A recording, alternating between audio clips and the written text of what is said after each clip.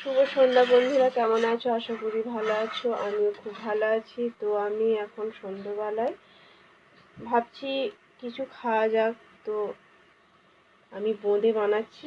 বাজার থেকে যে প্যাকেট আমি কিনে নিয়ে এসেছি, বোঁদের প্যাকেট। তো এটাকে আমি বানাবো।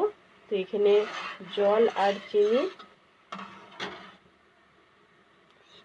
শিরাটা আমি বানিয়ে নিচ্ছি। দেখো অনেকটাই ফুটে গেছে, আমি প্রথম থেকে দেখাইনি। অনেকটা ফুটে শিরাটা প্রায় হয়ে এসেছে। তো আর একটু আমি ফোটাবো, তারপরে বোঁদেগুলো দেবো। শিরাটা আমার হয়ে গেছে। তো আমি এই যে প্যাকেট কেটে বোঁদেগুলো দিয়ে দেবো এবার একটা একটা করে।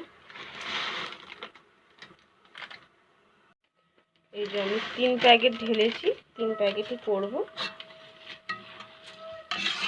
এটাকে আমি হালকাভাবে একটু ফুটিয়ে নেবো, তারপরে রসেতেই রেখে দেবো বোঁদেটা আমি।